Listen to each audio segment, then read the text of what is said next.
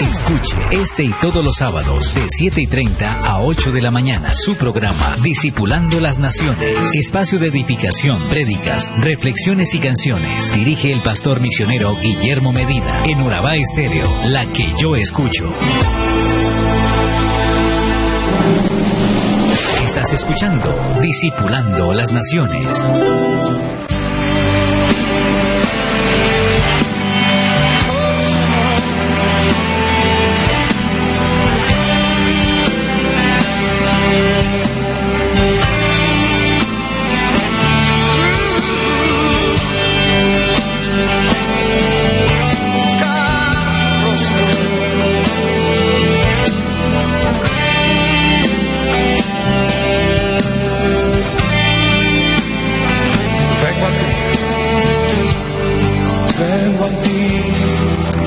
Muy buenos días, amada audiencia.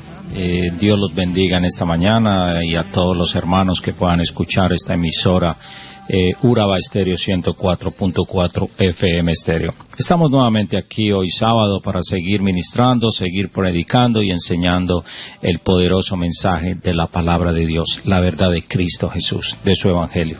Como siempre vamos a darle la honra y la gloria a nuestro Dios. Vamos a orar. Amantísimo Dios, Padre bueno, venimos delante de ti en esta mañana para honrarte, para bendecirte y para glorificar tu santo nombre. Queremos, Señor, en esta mañana predicar, enseñar tu palabra, escuchar tu palabra, Señor, escuchar lo que tú tienes para nosotros en este día. Y queremos, Señor, que tú ministres, Señor, a través de estos micrófonos, de estas sondas radiales, Señor, Padre amado, y que tu palabra llegue a los corazones, a las vidas de todos los oyentes. Padre, te damos gracias por darnos la oportunidad de estar nuevamente aquí, Señor, para seguir enseñando tu palabra, tu verdad, tu evangelio, Señor. Te pedimos que tu Espíritu Santo sea quien ministre a través de mí, que sea tu Espíritu Santo redarguyendo corazones, que sea tu Espíritu Santo ministrando a todos los corazones de los oyentes en esta mañana. Gracias por este precioso día, Señor. Te alabamos, te bendecimos, te pedimos perdón por nuestros pecados y te pedimos que nos limpies de toda maldad, Señor, y que nos hagas dignos de poder estar aquí, Señor, ministrando tu palabra, Señor. Abre los oídos, abre las mentes, abre los ojos de todos los oyentes, oh Dios mío, para que puedan entender tu palabra, Señor. Y te pido en el nombre de Jesús que tú me uses, Señor, en esta mañana, que sea tu palabra y no la mía. Que igual que yo, quiero también ser ministrado y quiero seguir aprendiendo de tu palabra, Señor. Pues queremos seguir predicando tu verdad, la verdad de tu palabra, Señor. Todo esto te lo presentamos en el nombre de Jesús. Amén y amén.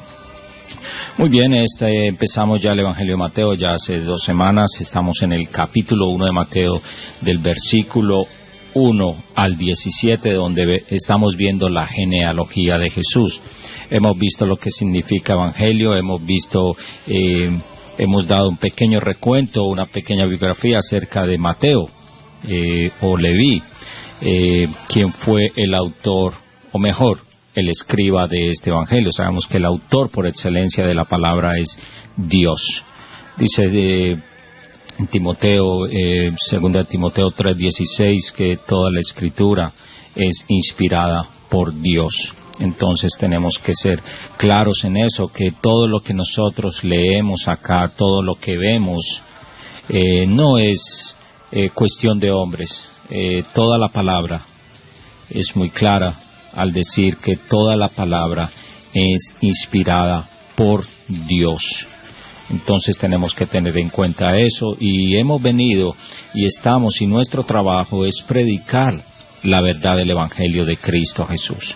No predicar nuestra propia palabra, sino predicar la palabra de Dios, la verdad de Cristo Jesús. Muy bien, entonces vamos a seguir entonces hoy. Y vamos a dar un pequeño recuento de lo que vimos la semana pasada. Estuvimos viendo que en la genealogía de Jesús aparecen 5 mujeres, que no es usual en las tradiciones judías y aún en la nuestra que se nombren mujeres en una genealogía, no por machismo, no por desacreditar la mujer, sino que es una ley, inclusive dada por Dios desde el principio. Sabemos que Dios en el principio creó a Adán primero y luego creó a Eva. Entonces vimos que en la tradición judía no es usual usar el nombre de mujeres, pero el escritor aquí, en este caso Mateo, hace referencia a 5 mujeres, pero dijimos que esto tiene un fondo, que esto tiene un tema importante aquí, un propósito importante en esta escritura. Estos 5 nombres no aparecen por casualidad, pues Dios quería enseñarnos algo a través de esto. Entonces vimos, primero que todo, vimos a Tamar en el versículo 3 de Mateo capítulo 1, y dice la escritura que Tamar era una mujer, fue una mujer viuda que se disfrazó de prostituta para seducir a Judá. Esta historia la podemos ver en Génesis 38, versículos del 1 al 30. Del 1 al 30 rápidamente podemos decir que esta mujer era la esposa de uno de los hijos de Judá. Judá tenía 3 hijos, pues, y 2 de ellos murieron, y el más joven quedó en vida esperando a esta mujer. Sabemos que en la tradición judía, cuando habían hermanos y uno de ellos se casaba y con dicha mujer, en este caso Tamar, si uno de ellos moría, pues le correspondía al otro hermano tomar a esta mujer. Esto sucedió, y no con los 2 primeros. Los 2 primeros murieron porque hicieron lo malo delante de Dios. Y pues al ver que el tercer hijo no se le daba a Tamar, pues entonces ella se disfrazó de prostituta y entonces tuvo relaciones con Judá para poder tener descendencia, lo cual fue un pecado delante de Dios. Y bueno, ya ustedes podrán ver la historia en Génesis capítulo 38. Es algo muy interesante. La segunda mujer que aparece aquí es Rahab, en el versículo 5. Rahab fue una mujer gentil y prostituta. Esta mujer era una ramera, lo podemos ver en Josué capítulo 2, cuando Josué envió 2 espías a reconocer la tierra a la cual iban a tomar, en este caso Jericó. Estos hombres estaban siendo buscados. Entonces Rahab, la mujer ramera, pues los escondió en su casa e hizo un trato con ellos que cuando ellos volvieran para tomar a Jericó, salvaran la vida de ella y de su familia. Esto fue dado a conocer a Josué, y después ya en el capítulo 6 vemos donde Josué encarga a estos 2 hombres y a todos los que fueron a tomar a Jericó, que tomaran a esta mujer y a toda su familia para ser salvos. Entonces, bien importante esto. Y ahí vemos, vamos viendo la gracia de Dios en estos eventos que pasaron. Y Rahab, pues, era una mujer ramera. La tercera fue Ruth. Todos más o menos conocemos la historia de Ruth. La podemos encontrar en Ruth capítulo 1. Es un libro corto. Y Ruth fue una mujer moabita pagana. Era adoradora de dioses, de ídolos.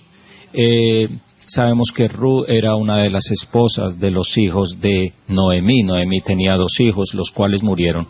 Y las 2 nueras quedaron con Noemí. Pero una de ellas decidió seguir a Noemí, la cual es Ruth, y esta mujer declaró que declaró o se dispuso a seguir a su suegra. La otra, o sea, Orfa, ella se devolvió a sus tierras, pero Ruth declaró a su propia suegra que donde ella viviera, ella iba a vivir, y que el Dios de ella sería el Dios de Ruth también. Tremenda declaración la que hizo Ruth.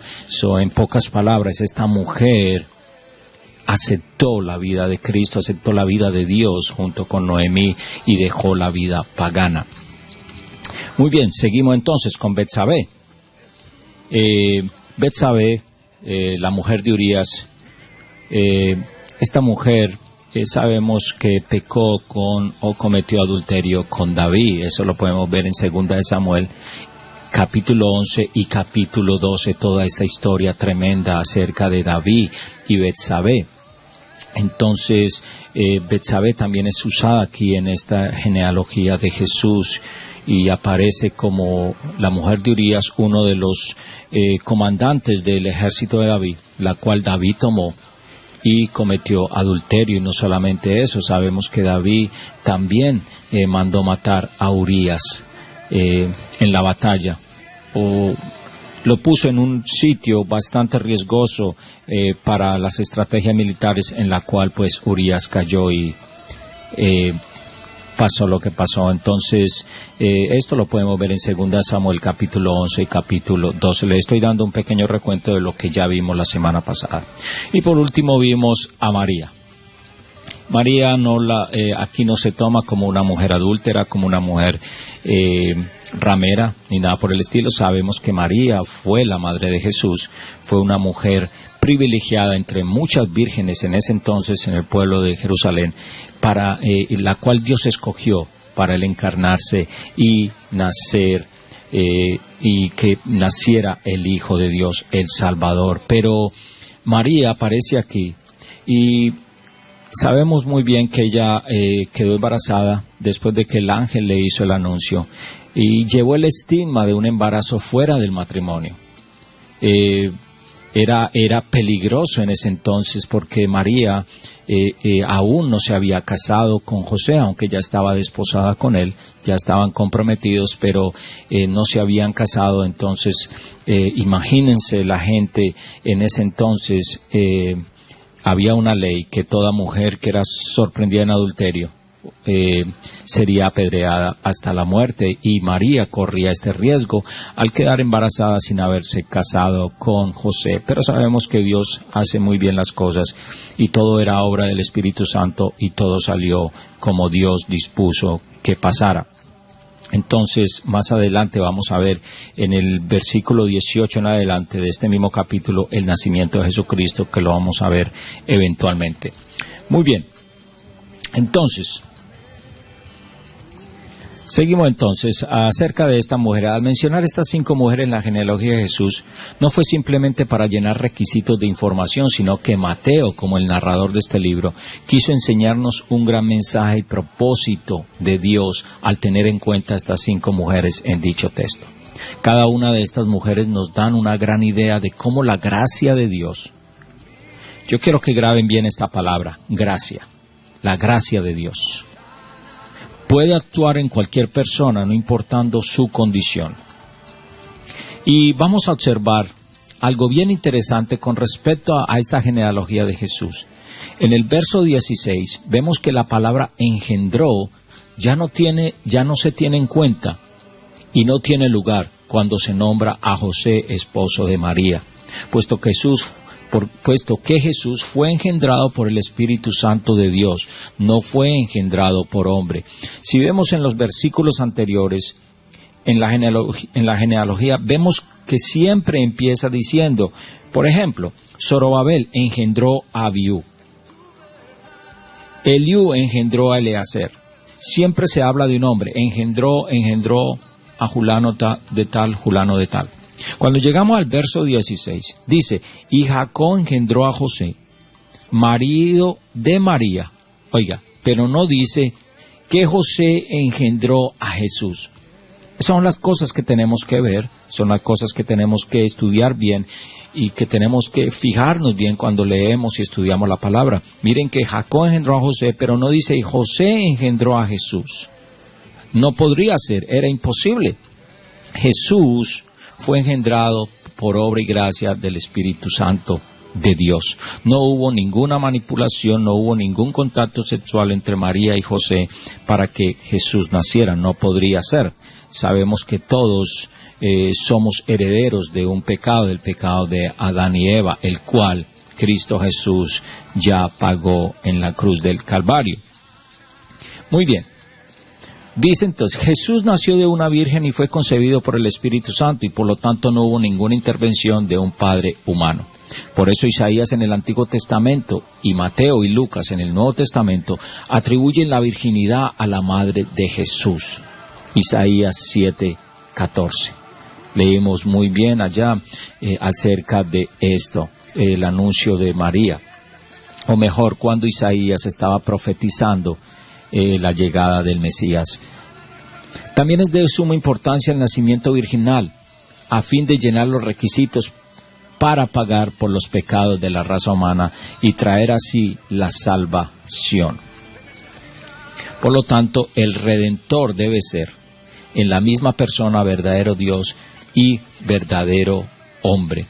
Esto lo podemos ver muy claramente en Hebreos. Vamos un momentico a Hebreos, capítulo 7. Hebreos, capítulo 7, vamos a ir ahí un momentico. El versículo 25 y 26, mire lo que dice. Por lo cual puede también salvar perpetuamente a los que por él, vuelvo y repito, por lo cual puede también salvar perpetuamente a los que por él se acercan a Dios, viviendo siempre para interceder por ellos. Porque tal sumo sacerdote nos convenía, santo, inocente, sin mancha, apartado de los pecadores y hecho más sublime que los cielos. Miren ese versículo 26, lo que dice acerca del Mesías. Porque tal sumo sacerdote, porque a Jesús se le considera como el sumo, como el gran sumo sacerdote por el orden de Melquisedec. Porque tal sumo sacerdote nos convenía, mire, escuchen esto, santo, inocente, sin mancha, apartado de los pecadores y hecho más sublime que los cielos. Es bien importante resaltar eso. Jesús nació santo, puro, sin pecado, sin mancha de pecado. De esta forma, el nacimiento virginal satisface esos tres requisitos. Analicemos estos tres requisitos, pero primero vamos a escuchar una alabanza y luego continuamos con este estudio.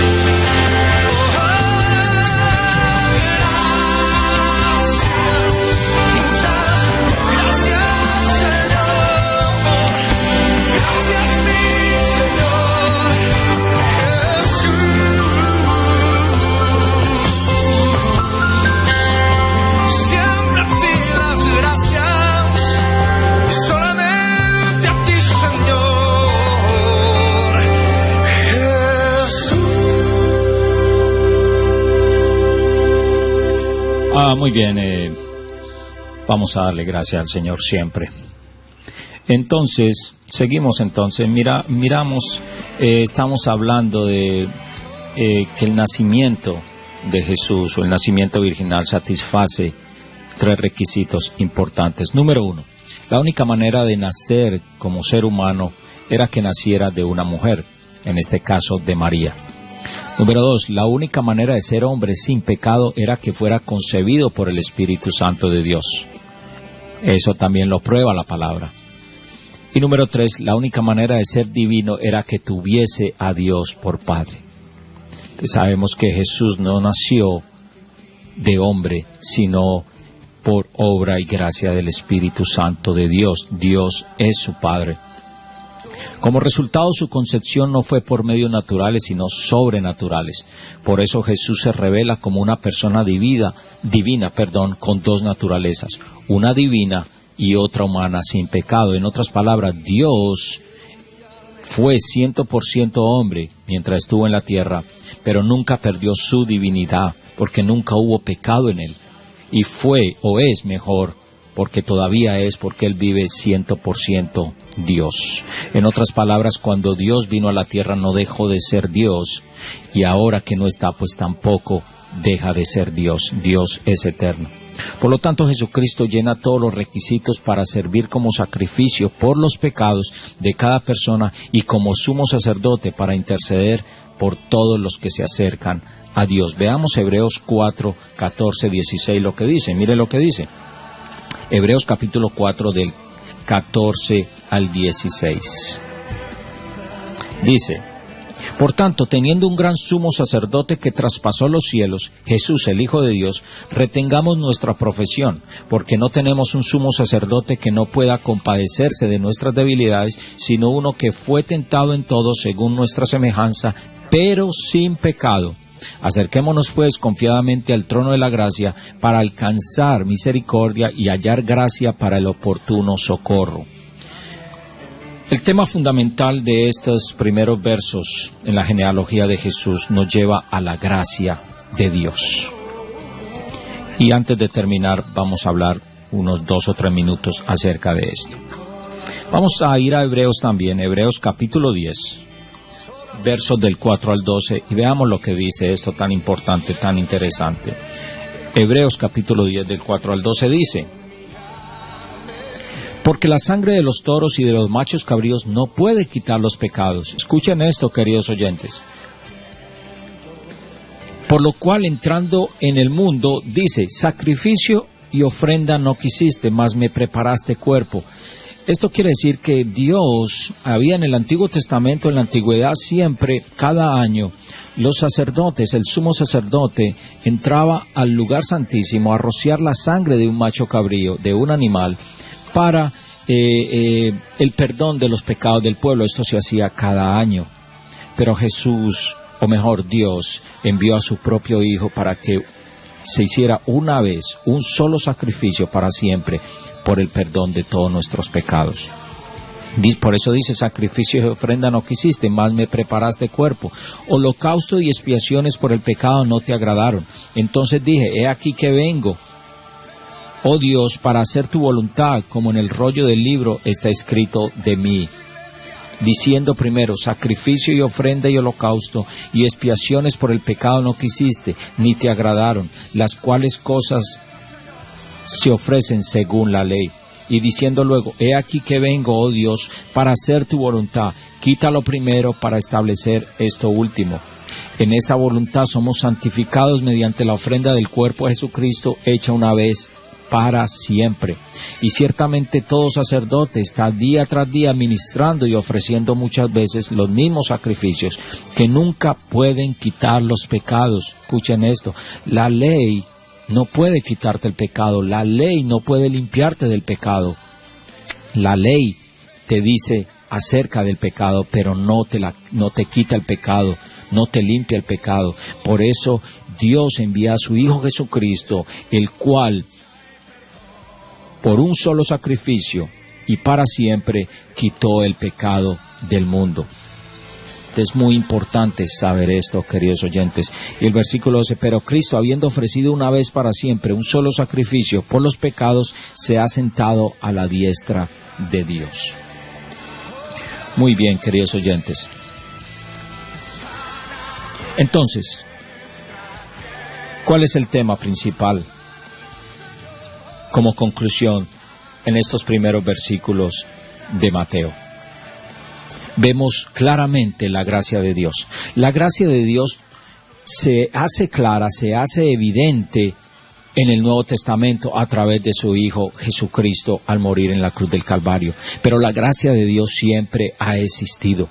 Desde el principio, desde Génesis aún hasta Apocalipsis, estamos viendo la gracia de Dios. En Génesis vemos la gracia de Dios cuando Adán y Eva pecaron. Lo vemos en el capítulo 3, donde dice que Dios, que al ver a Adán y Eva desnudos, Dios se hace de pieles de animales y se las entrega a ellos para que se cubran su cuerpo, porque ya ellos se veían desnudos y se avergonzaban delante de Dios. Entonces miren que de dónde sacó Dios esas pieles de animales, lógicamente de un animal, el cual fue sacrificado por Dios mismo para cubrir a Adán y Eva. En pocas palabras, la gracia de Dios en esos momentos estuvo a favor de Adán y Eva, cubriéndolos. ¿Cómo los cubrió? Desde ahí empieza lo que es el derramamiento de sangre de un animal para suplir o para mejor consumar el pecado o mejor limpiar el pecado en ese caso de Adán y Eva. Entonces vemos el primer sacrificio ahí que hizo el mismo Dios, sacrificando un animal y de ahí sacar las pieles para cubrir a Adán y Eva, para cubrir ese pecado. Mire qué tan tremendo cómo tipifica aquí la gracia de Dios sobre el hombre. Dios sacrifica un animal, hay derramamiento de sangre y las pieles de este animal cubren ese pecado. Dios en el Nuevo Testamento envía a su Hijo Jesucristo, el cual muere, en el cual hay derramamiento de sangre, y esa sangre es la que nos limpia de todo pecado, la que nos cubrió. Nosotros, en otras palabras, andábamos desnudos delante de Dios. Andábamos avergonzados en pecado, pero Dios envió a su Hijo Jesucristo para que por medio de Él y a través de su sangre fuéramos cubiertos de ese pecado y limpios para siempre.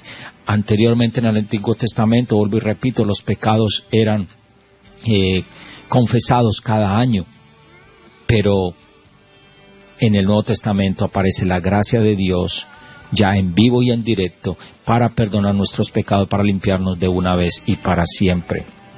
Mire lo que dice, y a través de toda la historia vemos la gracia de Dios no solamente en Adán y Eva, vemos la gracia de Dios en Moisés, con su pueblo cuando Dios, después de que hacen ese becerro de oro, en medio de su ira, decide barrer a todo el mundo del pueblo, pero Moisés ora a Dios y por gracia pues Dios perdona, y aunque murieron muchos, pero siguieron adelante.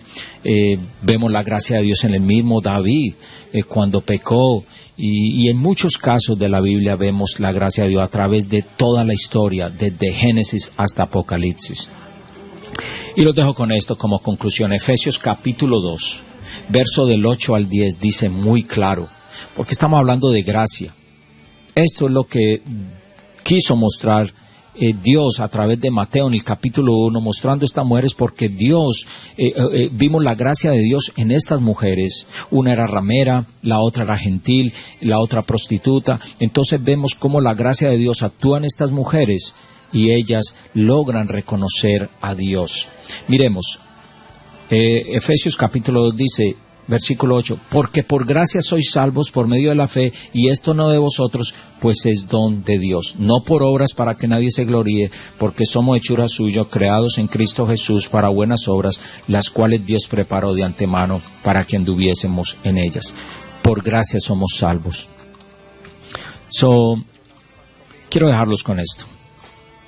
Quiero decirles que Dios no mira tu pasado. A Dios no le interesa de dónde vengas, cómo vengas, si tus padres fueron o no fueron, si tu madre fue quizás una ramera, si tu padre quizás fue un ladrón. Dios no se fija en eso, Dios se fija en tu corazón, Dios se fija en cuán arrepentido estás tú, en cuánta disposición tienes tú para acercarte a Dios, en cuán arrepentido estás para decirle: Señor, perdona mis pecados, perdona mi pasado, ahora lávame con tu sangre, límpiame de toda maldad, de todo pecado, y que tu gracia me llene, que tu gracia me salve. Hoy es el día, queridos hermanos, para que reflexionemos y miremos a Dios, le digamos: Señor, perdona nuestros pecados y dame de esa gracia salvadora que nos cubre de todo pecado, de toda maldad. Que esa sangre que derramó Cristo en la cruz del Calvario sirva para limpiarnos de todo pecado y de toda maldad. A Jesús no le importa de dónde vengas o cuán pecador eres. Lo que le importa es un corazón contrito y humillado, y Dios estará ahí dispuesto a recibirte con los brazos abiertos. Vamos a orar. Padre, te damos gracias en esta mañana. Gracias por este mensaje, por tu gracia que demostraste en la cruz del Calvario y que has demostrado a través de toda la historia, desde el principio de la humanidad hasta el día de hoy. Tu gracia nos ha salvado, tu gracia nos ha limpiado, tu sangre preciosa derramada en la cruz del Calvario nos ha limpiado de todo pecado, y el sacrificio que hiciste fue una sola vez y para siempre. Señor, yo te pido por todas las vidas, por todos los oyentes, para que tú los salves, para que tu gracia actúe en ellos, para que ellos puedan arrepentirse, Señor, y confesar todos sus pecados y recibirte a ti como Señor y Salvador de sus vidas. Que tu sangre preciosa actúe y limpie todo pecado y toda maldad en el hombre. Señor, te damos gracias en esta mañana, en el nombre de Jesús. Amén y amén. Muy bien, continuaremos el próximo sábado. Muchas gracias por su atención. Espero que sea de gran bendición todos estos mensajes y todas estas enseñanzas. Si quieren, me pueden llamar al 320-559-1614 y se pueden acercar también los domingos a las 7 enseguida de Banca Mía, donde estamos estudiando esta palabra. Muchas gracias y que Dios los bendiga y que tengan buen fin de semana.